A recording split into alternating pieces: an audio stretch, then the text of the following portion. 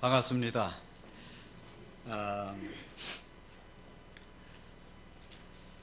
감사합니다. 그동안 계속 기도해 주시고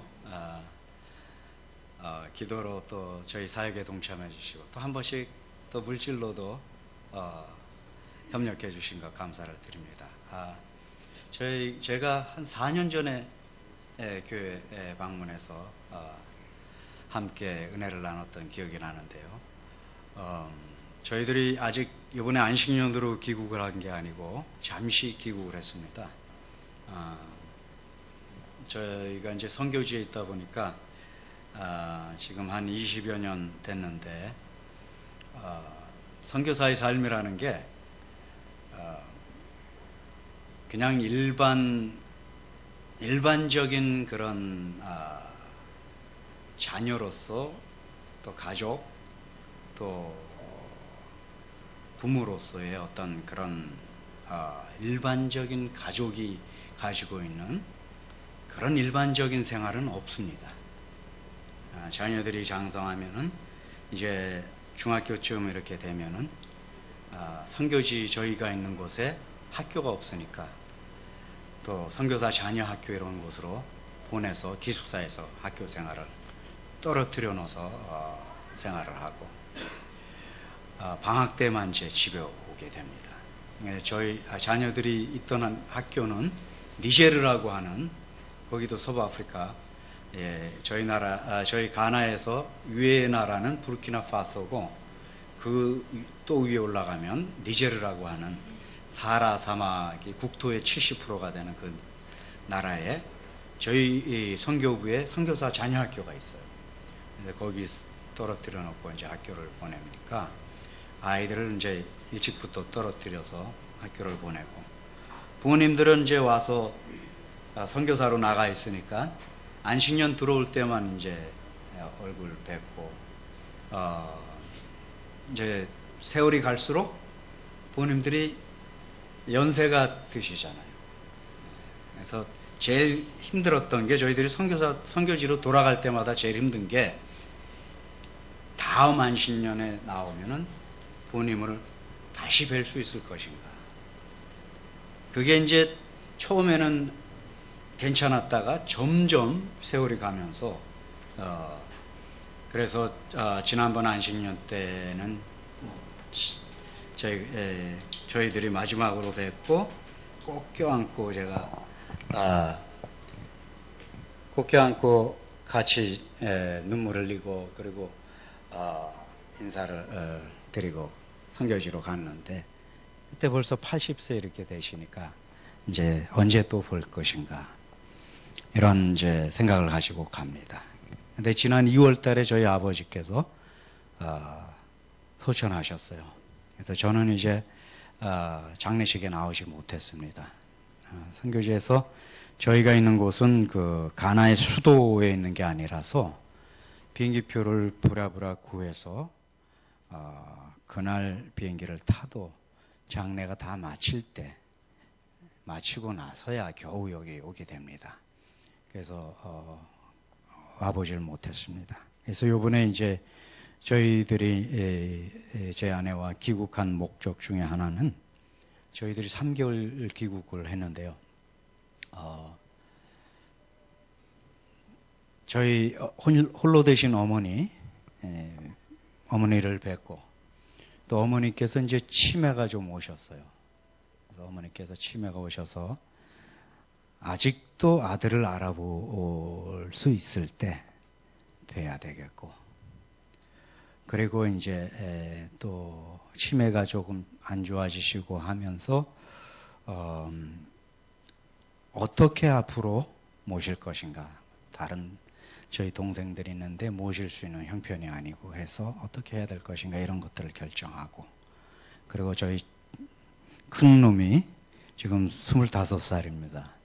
대학을 졸업하고 군대를 가려고 준비하고 있어요. 그래서 군대 가기 전에 어릴 때부터 떨어졌으니까 저희가 다 같이 가족이 모여본 지가 4년 됐습니다. 다 같이 가족이 다 흩어져 있어요. 자녀들이 흩어져 있고 다 모여본 지 4년 됐는데 이놈은 그렇게 아까 선교사 장을 다녀서 거기서 졸업을 하고 대학을 갔는데 2년에 한 번씩 봤습니다. 그 2년 지나서 보고 또 2년 전에 보고 이번에 또 2년 만에 또 만났어요. 그래서 군대 가기 전에 부모가 좀 살을 붙이고 한 3개월이라도 데리고 있다가 군에 보내야 되지 않을까 해서 저희들이 기국을 한 겁니다. 그래서 자식 노릇도 좀 하고 부모 노릇도 좀 하기 위해서 이번에 기국을 했습니다. 만 가지 사역을 다, 만 가지까지는 아니지만은 하여튼 지금 해야 될 사역들이 거기서 바쁘게 진행이 되고 있는데, 예배당도 지금 건축 중이고 뭐 여러 가지 사역들이 있지만은 그걸 일단 내려놓고 사랑구실 좀 하려고 이번에 기국을 하게 된 겁니다. 그래서 이렇게 기국한 시간에 우리 목사님께서 불러주셔서 여러분들하고 만나게 됐습니다. 감사합니다. 또 기도해 주시고 해서 너무 감사를 드립니다. 전에는 사진을 잠깐 보면서 그때 말씀을 드렸었는데, 그때 사진을 제가 보면서 설명을 안 드렸어요. 그래서 잠깐 이렇게 잠깐 봤죠. 한 2분 정도, 3분 정도. 다음번에 왔을 때 제가 사진을 준비해서 이제 우리 설교 말씀은 우리 목사님께서 잘 해주시니까 오늘은 제가 사진을 준비를 안 해서 어쩔 수 없이 설교 말씀을 나눠야 되는데, 우리 목사님 설교 말씀을 잘 해주시니까 이제 사역지 어떻게 사역이 진행되고 어떤지 환경이 어떤지 이런 것들은 보면서, 그때는 다음번에 왔을 때는 저희가 사진 보면서 설교 말씀은 그냥 접어놓고 그런 시간을 다음번에 갖도록 하고, 오늘은 그냥 말씀의 은혜를 받도록 하겠습니다. 하지만 그래도 지난 기간 동안에 저희들이 사역지로 돌아가고 3년 됐는데요. 그 3년 동안에 하나님께서 저희들을 통해서 하시는 일들, 그런 일들을 잠시 말씀을 드리고 나서 말씀의 은혜를 받도록 하겠습니다. 서부 아프리카 가나에 종족이 124종족이 있습니다. 나라 그 땅 크기는 우리나라 한반도 땅만한 크기입니다. 인구는 한 2,500만 정도 됩니다. 하지만 산이 없기 때문에 땅은 광활한 그런 지역입니다. 그런데 124종족 중에 아직 미존도 종족들이 가나 북부 지역에 많이 있습니다. 그 중에서 가장 큰 미존도 종족의 하나인, 기도하실 때 그 하시죠? 다곤바 종족이라고 그 종족을 향해서 계속적으로 지금 사역을 하고 있습니다. 그 다곤바 종족은 이슬람교가 주 종족입니다. 그래서 그 인구의 90% 이상, 95%는 그냥 뭐 태어나서 평생 모스크에 몇 번 안 가도 자기는 이슬람이라고 생각하고 이슬람이 우리 종교라고 생각하는 그런 사람들입니다. 그래서 예수를 믿어도 교회가 세워져도 예수 믿기 쉽지 않은 지역입니다. 중동 이런 데보다는 낫지만은 누가 예수 믿는다 그러면 주변에서 따돌리고 왕따 당하고, 그리고 공동 그 사회에서, 우리나라 옛날에 마을 같은 데 가면은 거의 시족 사회죠.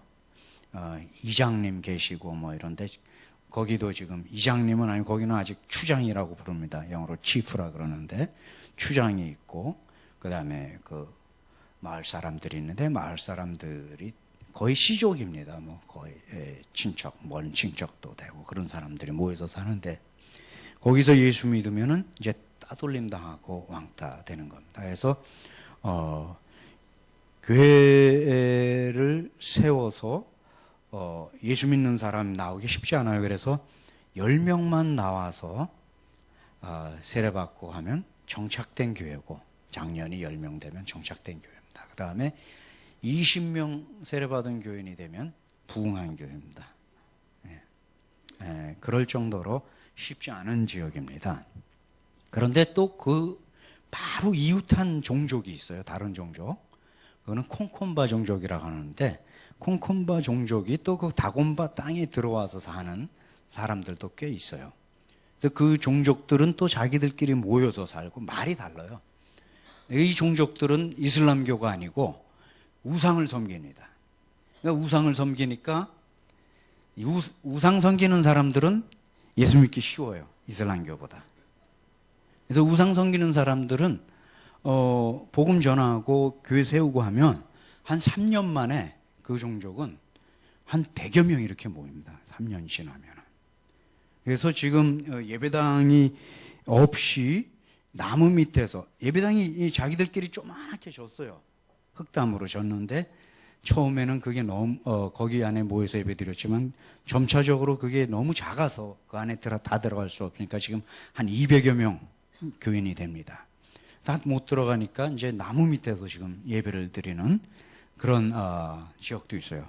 근데 제가 혹시 사진 보내서 사람 많이 이렇게 교회인데 많이 모인 데는 그 종족이라고 아시면 되고, 사람 조금 모인 데는 다곤바 종족입니다. 근데 저희들이 전략적으로 복음이 가장 시급하고 복음 전해지기 어려운 그런 것을 포커스로 해가지고 거기 집중해서 계속 사역을 하는 겁니다. 그게 바로 다곤바 종족입니다. 콩콤바 종족은 그 안에 있지만은 거기는 뭐 저희들이 많이 신경을 안 써도 막 되니까 알아서 됩니다.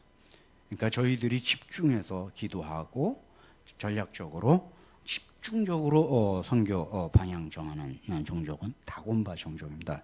기억하시고 그 종족 이름을 붙들고 기도해 주세요. 그 다곤바 종족이 복음으로 변화될 수 있도록 기도해 주시면 되겠습니다.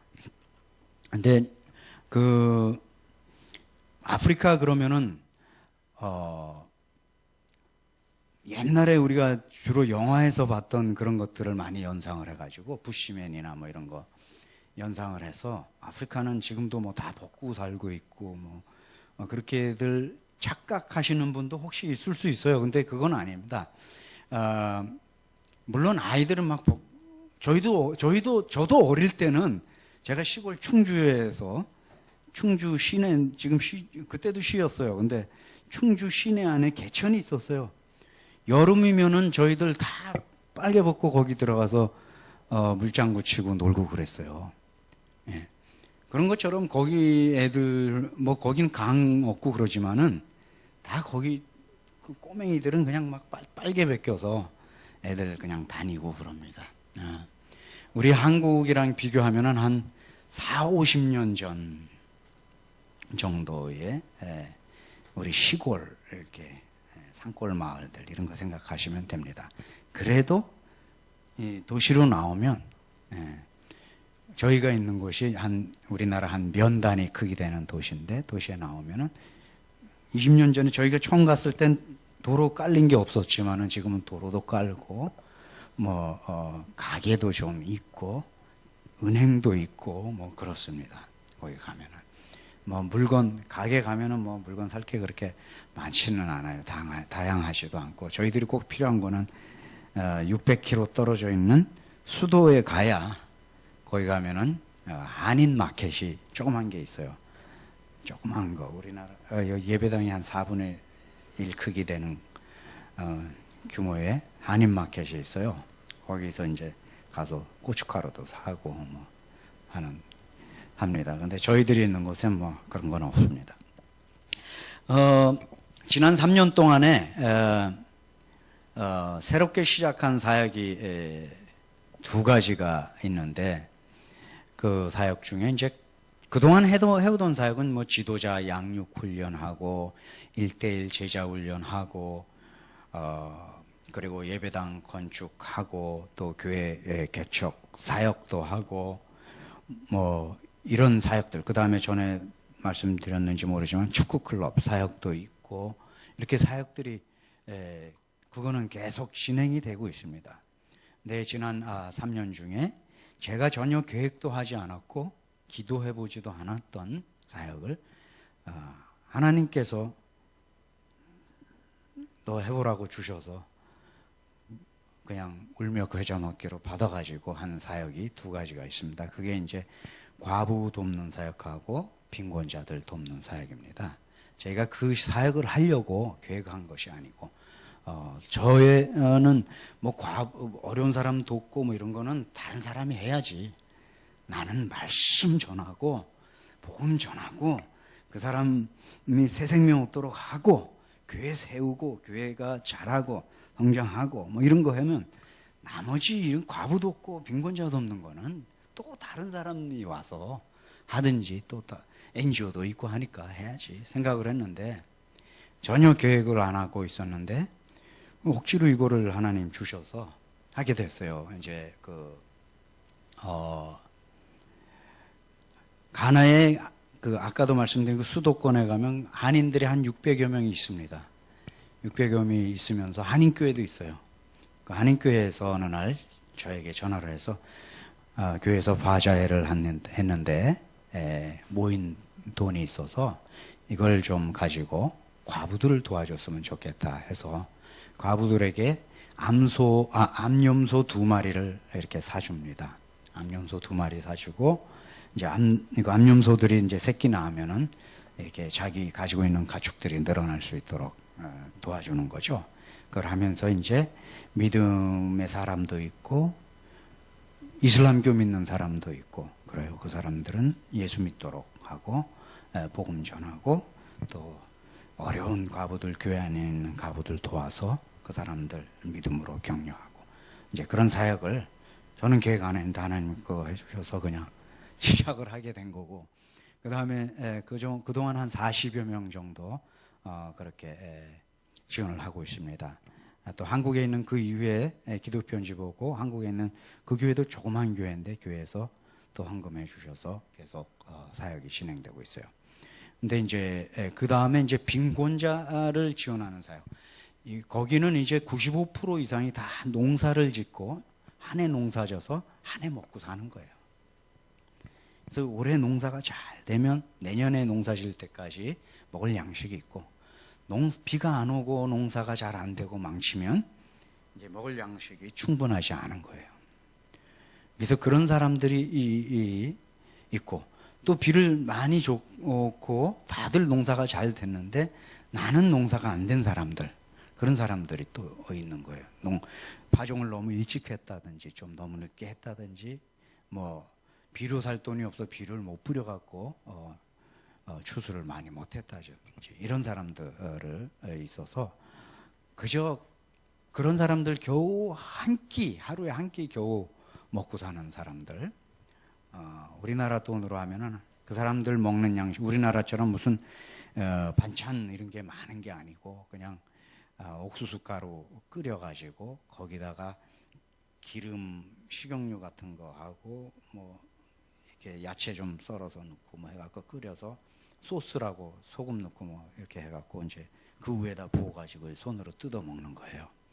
그러니까 그 단가로 말하면은 뭐 한국 돈으로 한 400원이나 500원이면 한 끼 먹는 거예요. 400~500원이면 한 끼 먹는 건데 그것도 곡식이 충분하지 않아서 하루에 한 끼 겨우 먹고, 또 혼자가 아니고 가족이 있거나 자녀들이 있거나 그러면 정말 어렵게 사는 거예요. 이 사람들 곡식 없는 사람들, 정말 굶주림에 허덕이는 사람들, 이쪽 동부아프리카에 뭐 기근이 와갖고 그런 사람들만큼은 아니더라도, 그래서 그런 사람들 중에 또 저희들이 좀 뽑아가지고 한 60여 명 정도 후원하는데, 이것도 한인교회 남성교회에서 연락이 왔어요. 어느 날. 그래서 우리가 한 달에 한 60만 원, 세 달에 60만 원 이렇게 보낼 테니까 그거 가지고 그 사람들에게 옥수수 큰 자루 이렇게 하나씩 사주면 어떻겠느냐 해서 그 사역을 또 맡아서 하게 됐고, 아까도 말씀드렸듯이 믿는 자도 있고 안 믿는 자도 있어서 그 사람들 이제 예수 믿고 믿음으로 살 수 있도록 하기 위해서 이 사역을 계속 진행하고, 저는 그러니까 심부름하고 있는 거죠. 뭐 제가 이걸 직접 계획한 것도 없고 기도한 것도 없고 이 사역을 하나님 주셔서 열어주셔서 그냥 이 사역을 통해서 그들이 더 믿음으로 살 수 있도록 또 예수 만날 수 있도록 그런 사역을 하고 있는 겁니다. 그 다음에 마지막 한 가지 말씀드리고 싶은 것은 저희가 이제 기도팀을 구성을 해서 그동안 현지인들 리더 몇 사람하고 함께 계속 기도하고 있었어요. 계속 기도하면서 그 땅을 위해서 우리가 눈물을 흘려야 되겠는데 그래서 하나님께서 이 땅에 기름 부으시고 그 땅에 일하시도록 우리가 기도하고 통로가 돼야 되겠다 하고 기도를 계속 해오던 중에 우리가 이제 저희 비전이 거기 있는 교회들을 깨워서 지금도 선교사를 받아들이는 그 땅이지만은 선교사를 받아들이는 그때부터 선교가 뭔지를 알고 선교에 대해서 인식을 가지고 기도로 선교에 동참하는 그런 교회가 돼야 비록 10명이 모이고 20명 모이는 교회지만은 그 교회들이 깨어야 지금부터 깨어서 기도로 준비해야 선교에 대한 비전을 품고 기도할 때 하나님께서 선교할 수 있도록 그 교회에 복을 부으시고 물질적으로도 복을 부으시고 은혜도 부으시고 그래서 그 교회들이 어느 날인가는 곧 선교사를 파송하는 교회들이 되고 선교사를 후원하는 교회 또 선교사들이 나와서 나가는 그런 일들이 그 아프리카 주변 나라와 또는 저기 중동 뭐 이런 나라들까지라도 해야 되겠다 해서 저희들이 기도 운동을 시작을 했어요. 그래서 지난 5월 달에 저희들이 마침내 기도 컨벤션이라고 해서 한 60여 명 모여서 기도 컨벤션하고 제가 왜 우리가 예수 믿으면 왜 선교를 해야 되는지 우리가 예수 믿으면 누구나 다 선교를 해야 되는데 왜 해야 되는지 왜 기도라도 하면서 선교에 동참해야 되는지 기도가 얼마나 중요한 것인지 그런 것에 대해서 제가 얘기를 하고 그 사람들이 마친 연후에는 그룹별로 핍박받는 교회들 여러분들보다 거기 그 사람들에게 말한 거죠.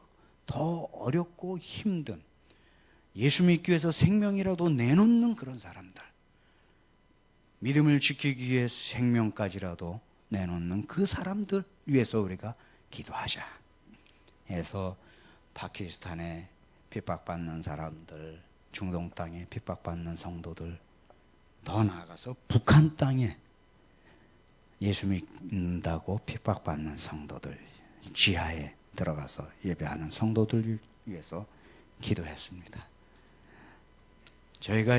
저도 이제 나이가 들어가니까 곧 금방 간다 세월이 벌써 20년 돼서 금방 가니까 저도 뭐 하나님 건강 주셔서 더 있어도 금방 가고 은퇴하거나 뭐 해야 되잖아요.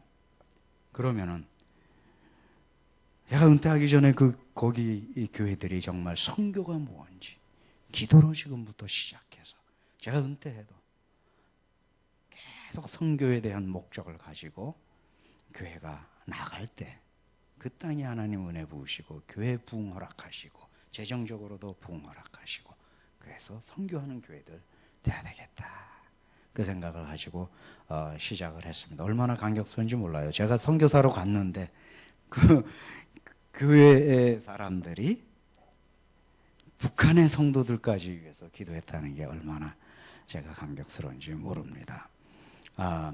우리들 교회에서도 선교사님들 위해서 매일같이 기도한다고 말씀해 주셨는데 정말 너무 감사드리고 그리고 핍박받는 교회들 그 교회들이 어떤 교회들이 있는지 또 어떤 성도들이 어떤 간증을 가지고 있는지 이런 것도 붙들고 같이 기도하시면 믿음의 도전이 됩니다.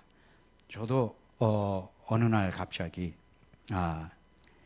이번에 들어오기 한 2주 전에 CGN이죠. CGN에서 연락이 왔어요. PD가. 그래서 가나 와서 한번 촬영을 하고 싶다고 해서 제가 시간 스케줄이 안 됩니다. 바빠서 지금 제가 한국에 돌아와야 됩니다. 그런데 그리고 이제 제가 CGN에서 하는 그 프로그램 제목이 예수님 바보라는 거예요. 그래서 예수님 바보요? 그랬더니 예수님을 바라보는 사람. 그래서 예수님을 바라보는 사람들에게 초점을 둬서 촬영을 해서 성도들에게 도전을 주고 싶다고. 제가 그 소리를 듣는 순간에 내가 예수님을 바라보긴 하지만 뭐 그런데 나와서 이렇게 할 자격이 없는데 예수님 바라보는 사람들, 예수님 바보 이런 사람은 핍박받는 그런 지역에서 믿음 지키기 위해서 목숨이라도 내놓고 자녀도 잃고 부모 잃고 이런 사람들이 정말 예수님 바보인데 내가 무슨 자격이 있냐. 그래서 저 못한다 그랬어요. 그래서 못한다고. 그랬더니 또 연락이 왔어요. 일주일 있다가 아이고 사정 좀 봐주세요. 꼭 좀 했으면 좋겠다고. 근데 하나님께서 그거 막으셨어요. 막으셔서 비자가 안 돼갖고 못 오고 저는 얼마나 마음이 편했는지 모릅니다. 2시에 맞춰야 되는 거죠? 4시에. 아직 말씀의 은혜도 못 나눴네요. 네. 하여튼 위에서 기억하시고 기도해 주시기 바랍니다.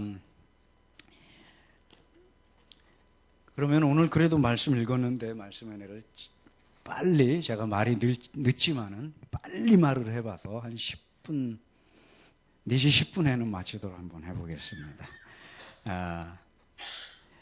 잠깐 기도드리겠습니다. 하나님 아버지 감사합니다. 저희들이 오늘 거룩한 주일 이 오후에도 모여서 하나님을 찬양하고 예배하던 중에 하나님 말씀 듣기를 원합니다. 하나님 말씀하여 주시옵소서. 저희들이 듣겠습니다.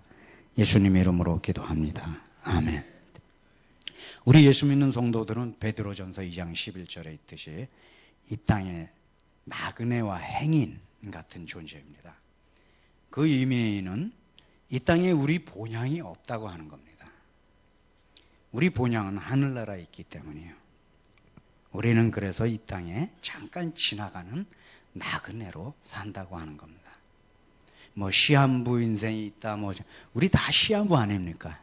너도 나도 다 시한부.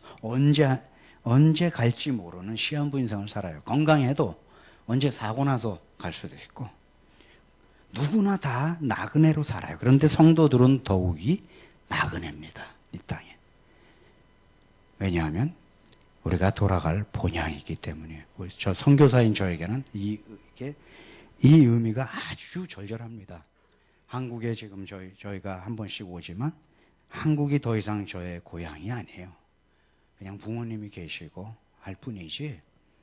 왜냐하면은 한국에 돌아와도 좀 낯섭니다. 돌아올 때마다 낯설고 또 한국이 빨리빨리 바뀌니까 적응 안 되는 부분이 많아요. 한국에 제 집이 있습니까? 하다못해 숟가락도 하나 없어요. 제 숟가락이 가나에 있지. 그러니까 여기는 더 이상 저한테 고향이라는 의미가 아니에요. 한국이.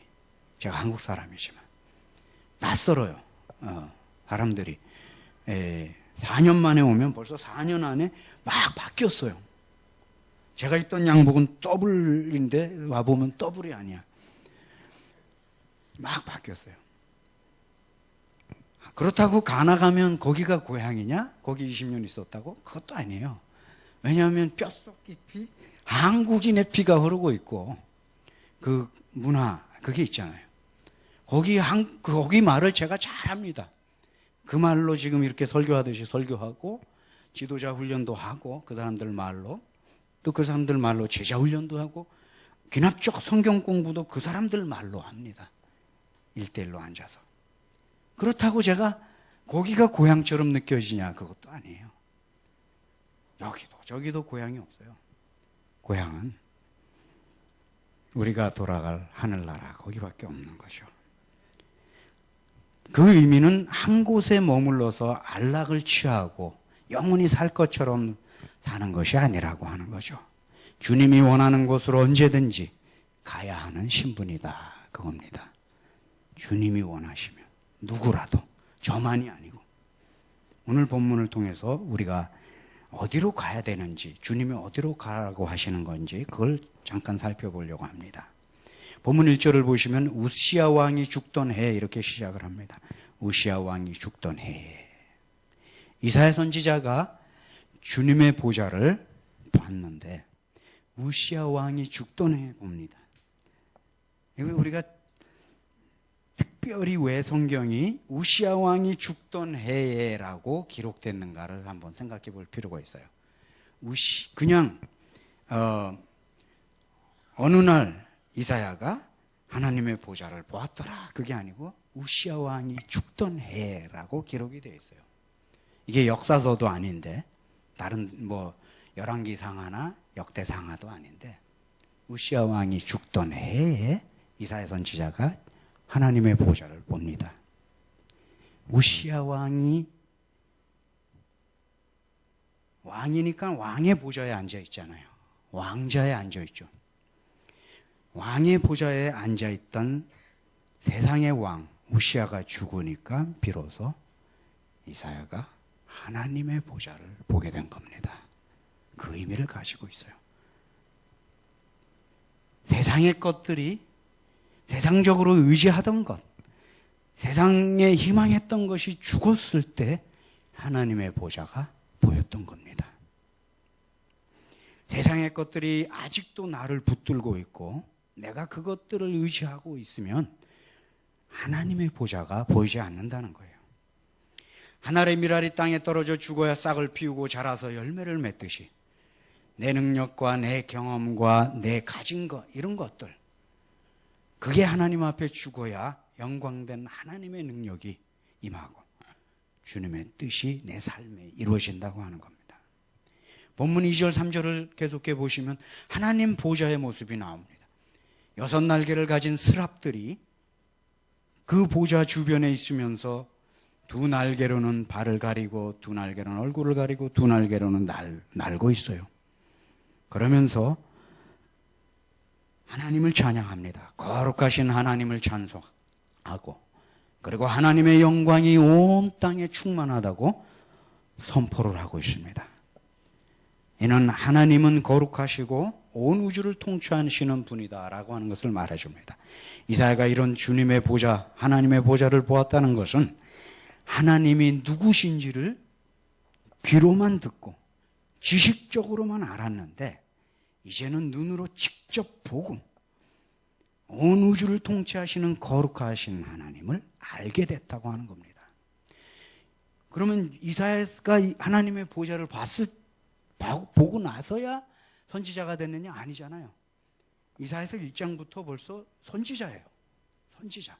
그래서 이스라엘 백성들을 향해서 와 있을진저라고 선포를 합니다.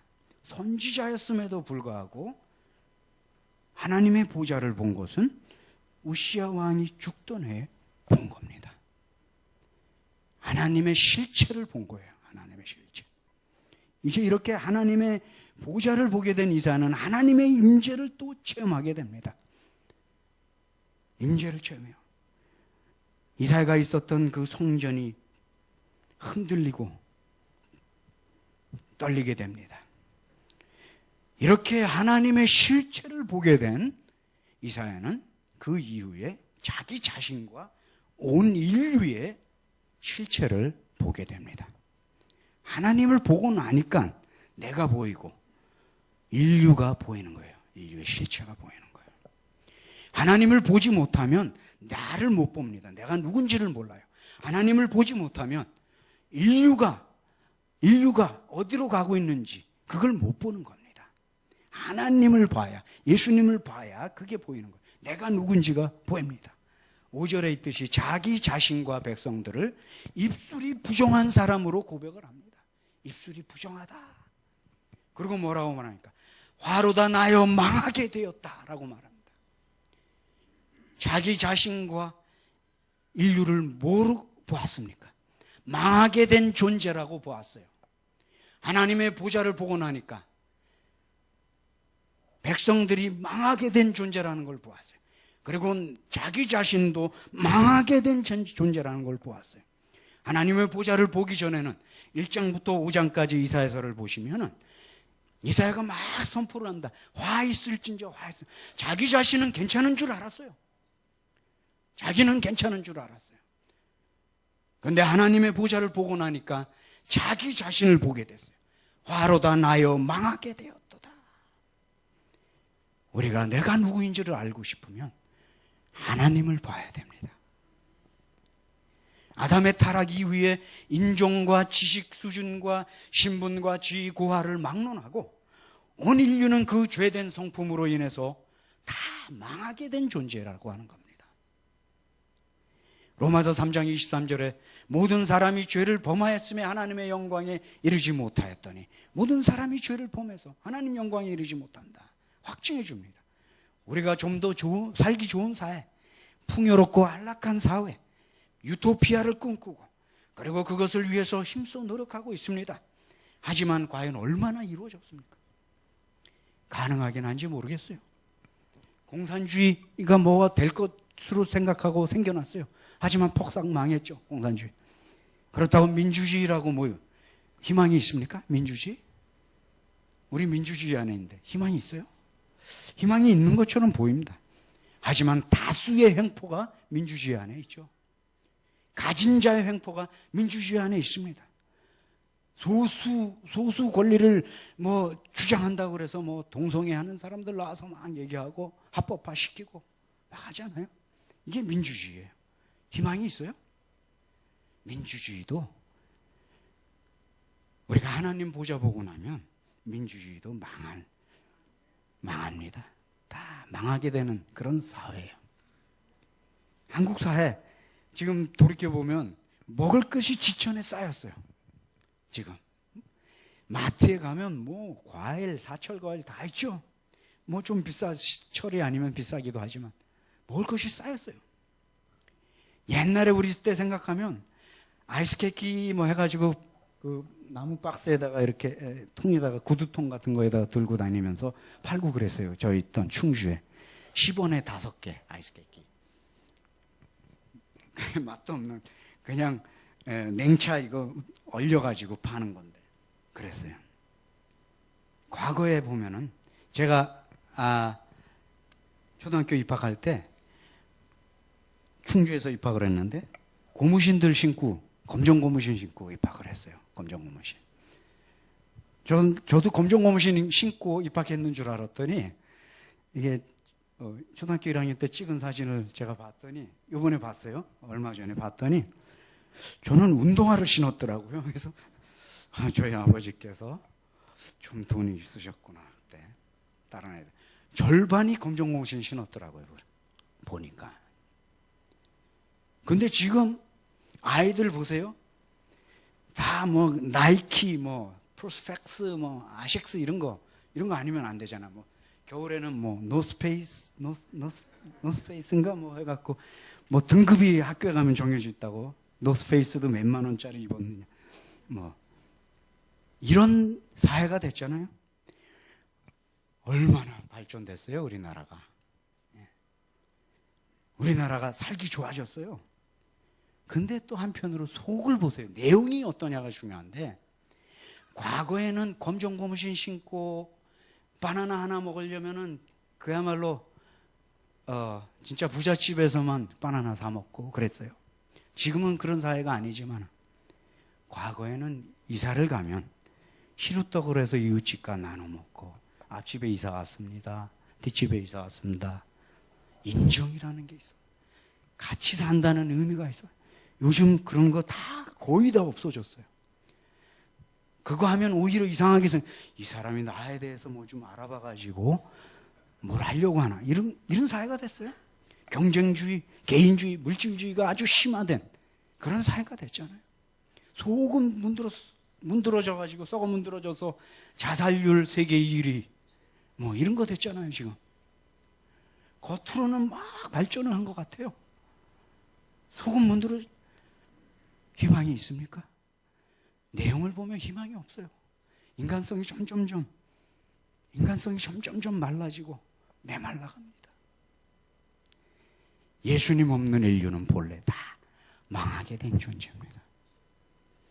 그 누구라도 많이 배웠든지 못 배웠든지 가난하든지 부자이든지 모두에게 예수님이 필요하다고 하는 것입니다. 우리는 가난한 자들, 못 사는 사람들, 그런 사람들 돕기 좋아하고 그걸 이용해서 복음 전하고 하지만은 그거 계속 해야 되지만 배운 사람들 양복 쫙 빼입고 세단 딱 몰고 다니면 복음 전하기가 좀 두려워지잖아요. 그 사람도 예수 없으면 망하게 될 존재예요. 모든 인류는 예수 없으면 다 망하게 된 존재예요. 그들에게 가리지 않고 우리가 예수님을 전해야 된다고 하는 겁니다. 이제 이렇게 망하게 된 존재라는 것을 깨달은 이사야가 그 입술을 스랍 중에 하나가 제단에 피어있는 숯불을 데워다가 입술에 댑니다. 그러고는 죄사함을 받습니다. 자기가 한 게 없지만 하나님의 은혜로 죄사함을 받아요. 망하게 된 존재에서 이제는 죄 용서받고 새 생명의 존재가 되었어요. 소망의 존재가 된 거예요, 이사야가. 그러고는 사역이 달라지는 거예요. 사역이 달라져요. 선지자의 사역이 달라집니다. 이렇게 되니까 새 생명의 존재로 바뀌니까 하나님이 묻는 거예요.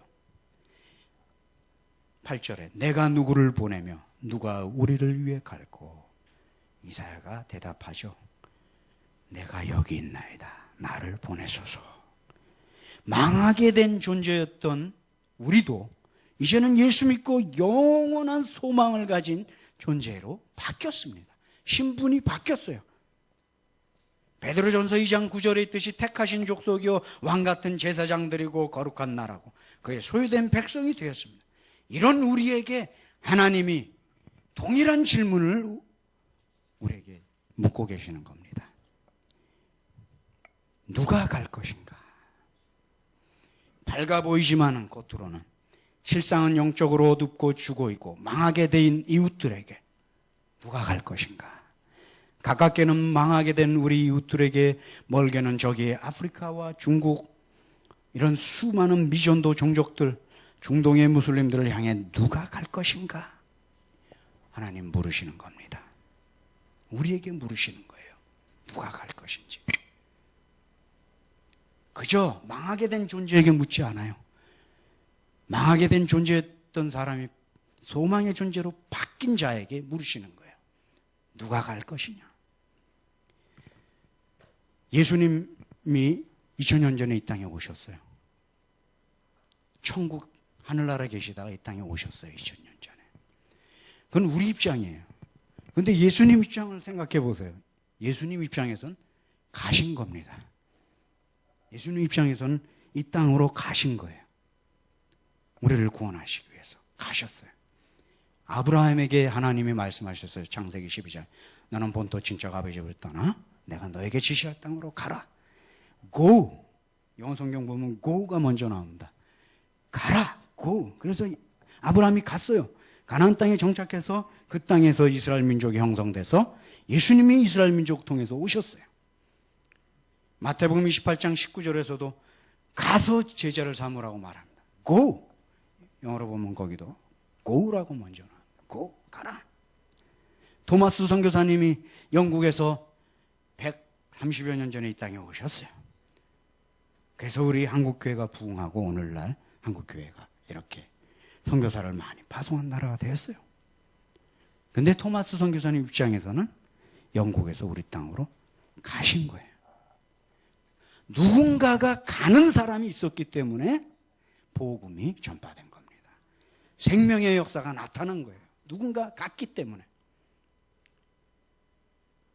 그래서 오늘 하나님 말씀하신 거예요. 누가 갈 것인지 물으시는 거예요, 우리에게. 누가 갈 거냐? 여러분들의 이웃들에게, 여러분들의 가족들에게 누가 갈 것인지. 저 멀리는 가나 땅으로, 저 멀리는 중국 땅으로 누가 갈 것인지 물으시는 겁니다. 우리는 오늘 이 거룩한 하나님의 질문에 답해야 되는 거예요. 주여 나를 보내소서. 누구든지 우리는 이 대답을 해야 됩니다. 예수님이 필요한 어느 곳에든지 우리가 가야 되는 거예요. 만약에 내가 직접 갈 수 없다면, 나는 이제 다리에 관절염도 있고 돌아다니고 갈 수가 없어, 못 가. 그러면 기도로도 가야 되는 거예요. 내 기도가 가야 됩니다. 그리고 내 물질이 가야 되는 거예요. 내가 가야 되는 거예요. 어떻게 하든지, 기도로 가든 물질로 가든 내가 직접 가든지 내가 가야 복음이 전해지고 그 간 곳에 새 생명의 역사가 나타난다고 하는 것입니다. 우리 성도 여러분, 오늘 잠자리에 주무시기 전에 오늘 하나님 물으시는 이 거룩한 질문에 꼭 답하시고 가시기 바랍니다. 그래서 새 생명의 역사가 우리를 통해서 일어나기를 간절히 바랍니다. 기도하겠습니다.